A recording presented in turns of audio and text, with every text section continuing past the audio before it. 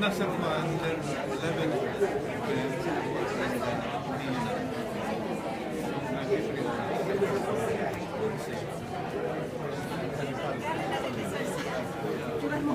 Mamaya, mamaya.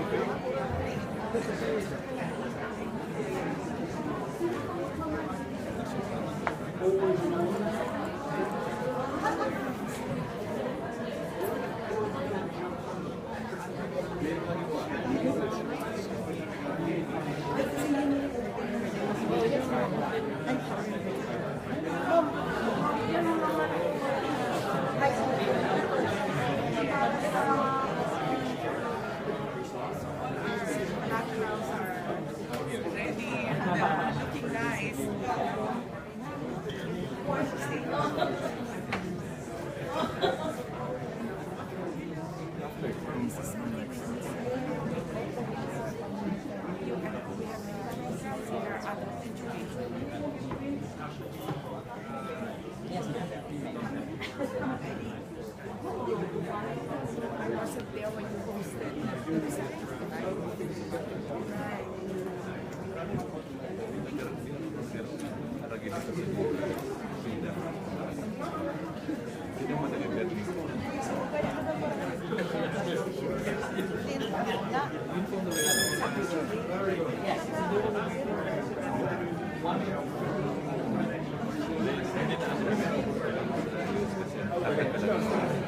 starting ng Monday pa.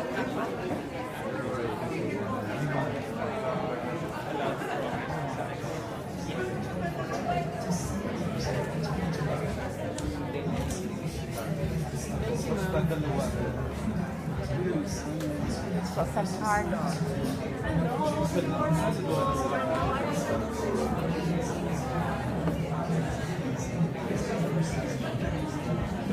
Masubio.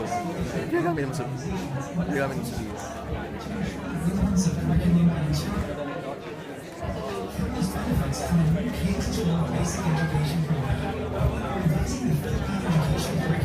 Some challenges, with students taking an extra 2 years in senior high school, colleges and universities will have less enrollments,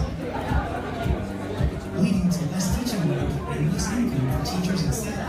The college program will also have to be updated for a smoother learning transition for students. The Commission on Higher Education is tasked to support faculty and public and private higher education institutions, organize program and ensure college readiness, and conduct teacher training with the Department of Education. Through the K-12 Transition Program, support interventions have been designed to help prevent teachers and staff from losing their jobs and upgrade their skills and qualifications during the transition period. With the aim of increasing the number of college faculty with graduate degrees from 80% in 2015 to 70% in 2021.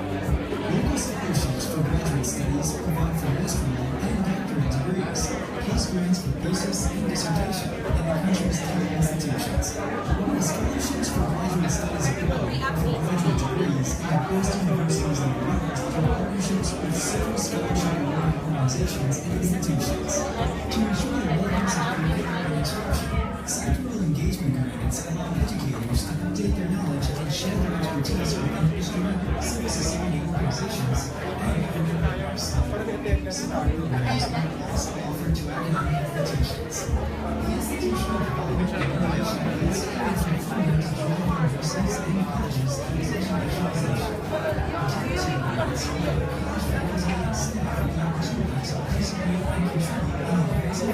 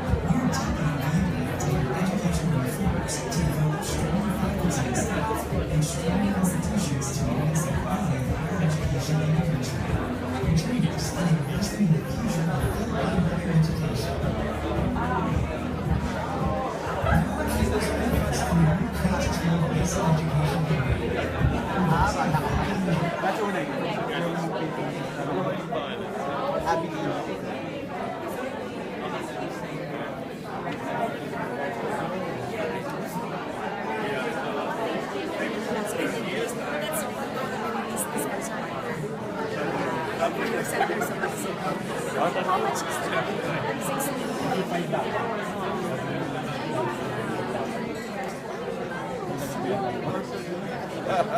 At doon ba nagpulungan?